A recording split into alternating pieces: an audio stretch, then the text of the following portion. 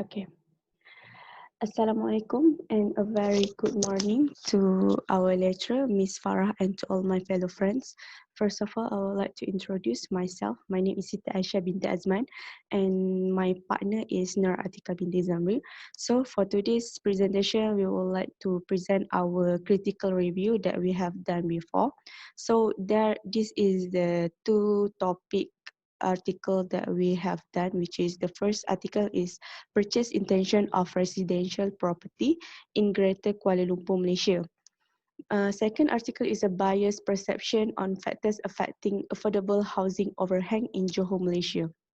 Next slide. Next slide. Okay, so as for introduction, what is before slide before? Okay, so for introduction, what is real estate? Real estate is the permanent improvement attached to the land, whether natural or man-made.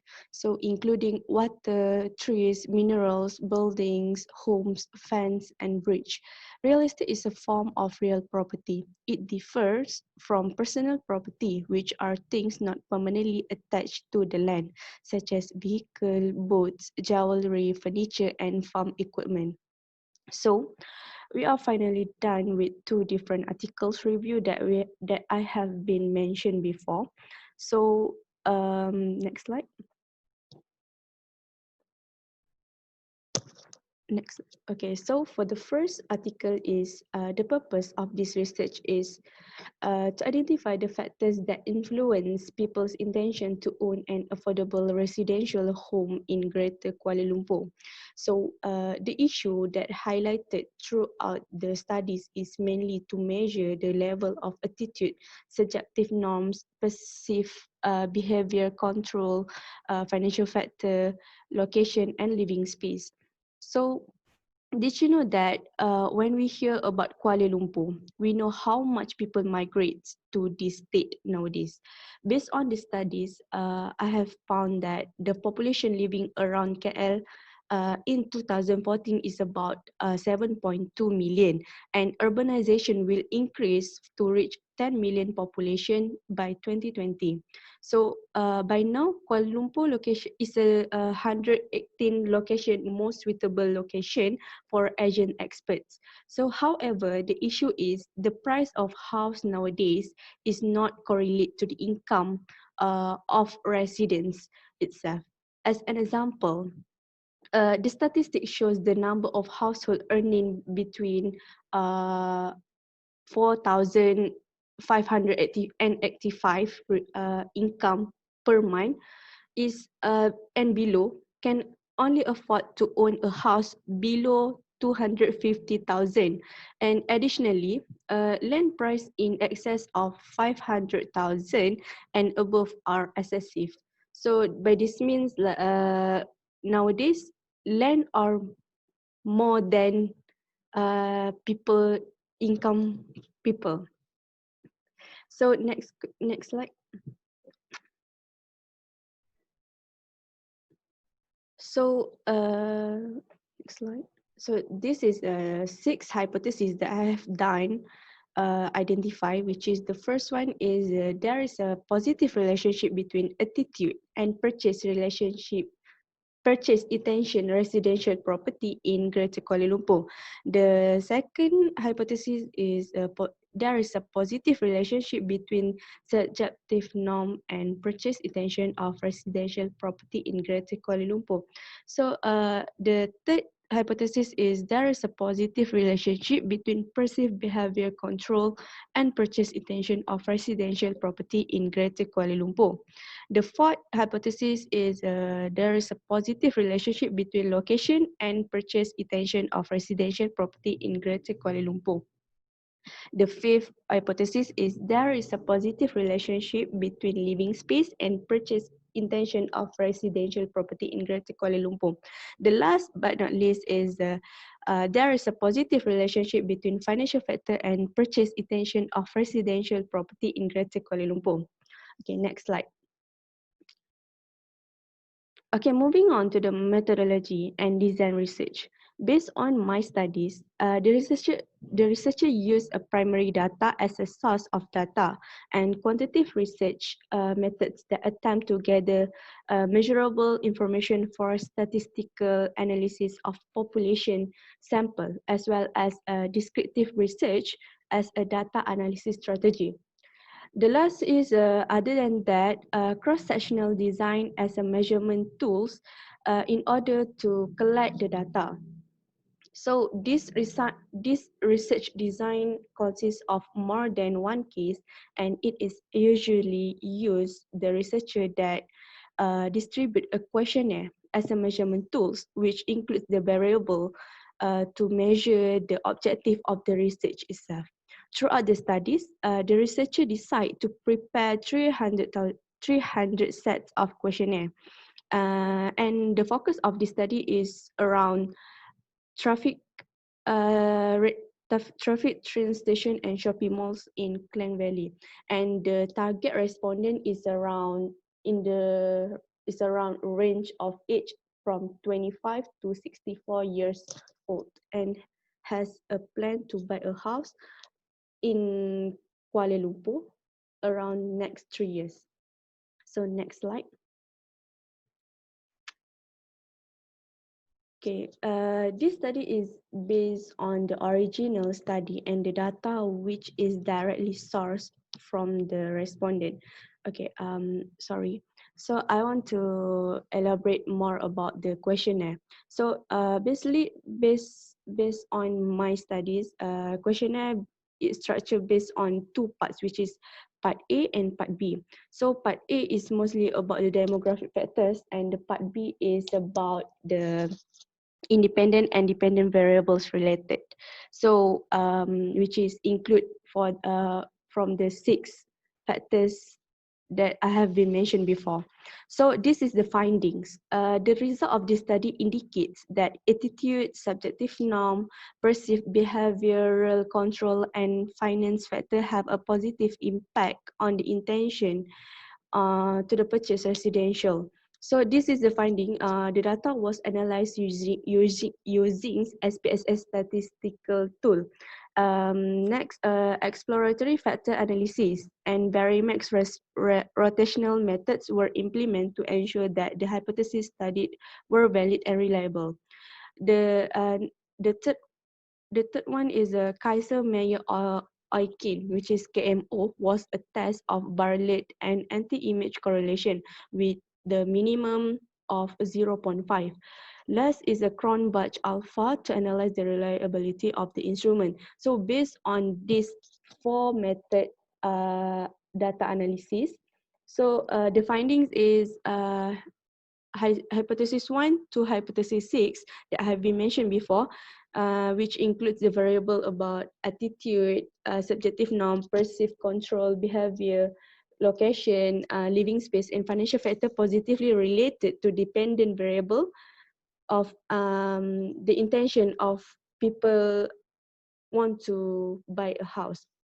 However, the hypothesis 1, hypothesis 2, hypothesis 3, and hypothesis 6 are are sorry, are supported attitudes, subjective norm, behavior that are perceived as a control. However, and financial factor and location Financial factor have a positive effect on the intention to purchase a residential property in Kuala Lumpur. Last finding that I have found is hypothesis 4, which is about location. They are rejected due to location and accommodation factor not having a significant positive relationship for the purpose of purchasing residential property in Kuala Lumpur. By this mean, living space and the location somehow did not correlate to the findings around the respondent in that the researcher have done before. So as a conclusion, um,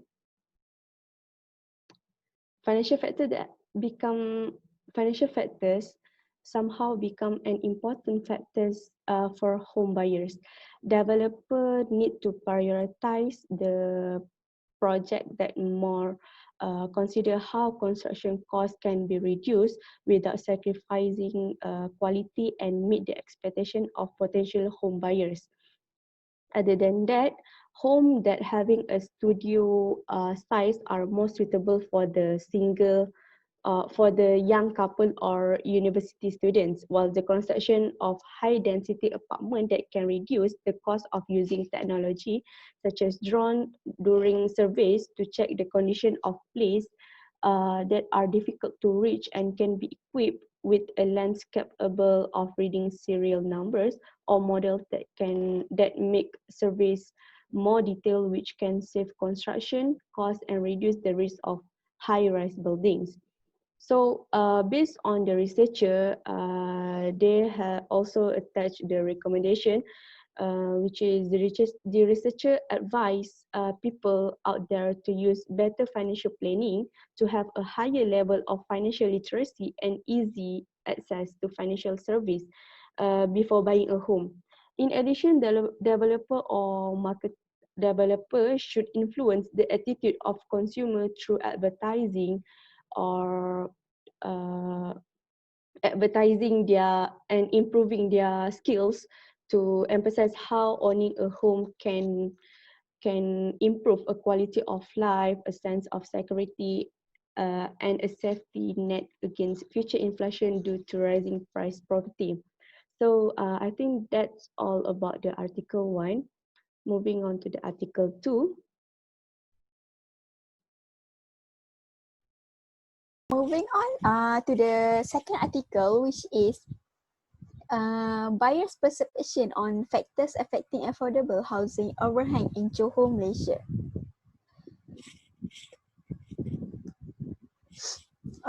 Malaysia face housing shortage problem with a population of 32 million people and a home ownership rate of 69.1% based on the Department of Statistics in 2017.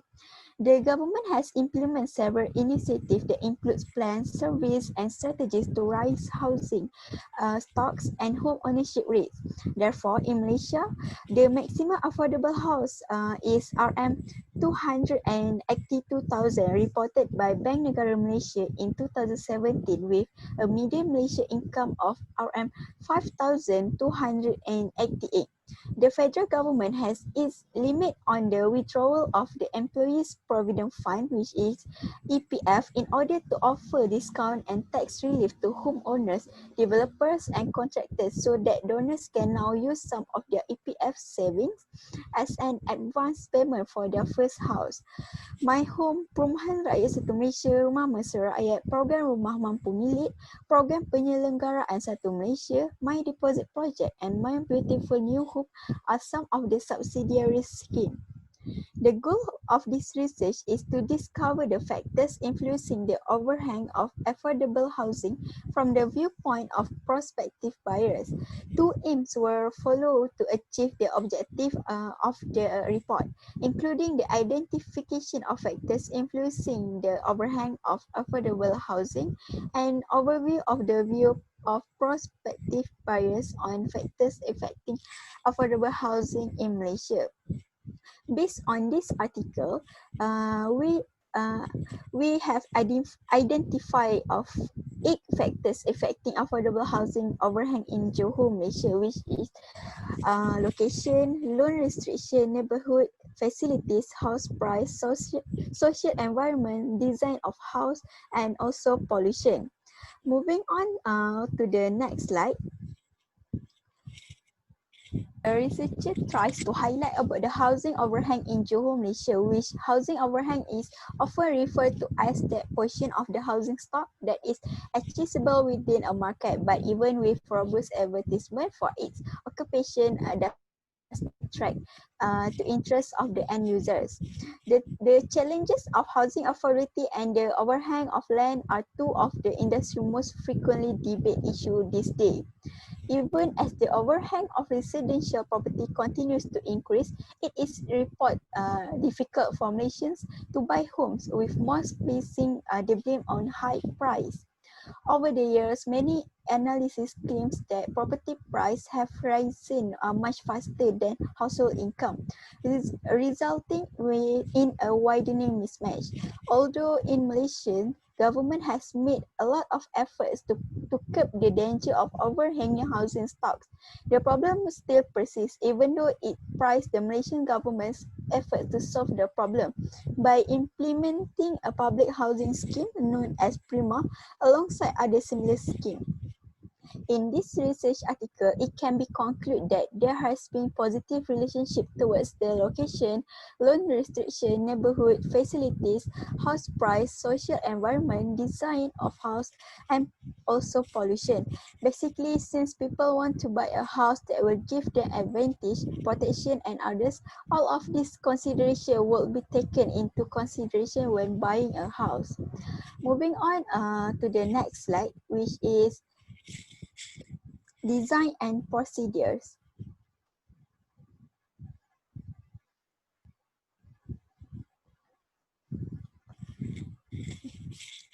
Overall, in this study, the variables that have included was the location, loan restriction, neighborhood facilities, house price, social environment, design of house, and also pollution.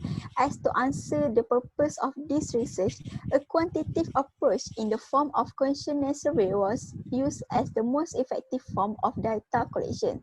Hence, the most effective and quickest way to get a snapshot of the current state of affairs in a target population is through a questionnaire survey. The primary data for this study was gathered using the printed and online questionnaire survey through the distribution of questionnaire to the target respondents through simple random sampling technique. The printed form were distributed by hand to the B40 and M40 applicants at the housing unit of the State Secretary Office, as we all know as UK, and through the online questionnaire form produced using the Google form. The study respondent consists of Malaysian people who have lived in Johor for more than 5 years, with age 18 years and above. For data sampling, the sample size determination was calculated using the Taro Yamane method for calculating for the sample size to determine the number of respondents. Therefore, 400 was intern sample size for the analysis. The information analysis was based on frequency and mean score. In addition, to assess the internal accuracy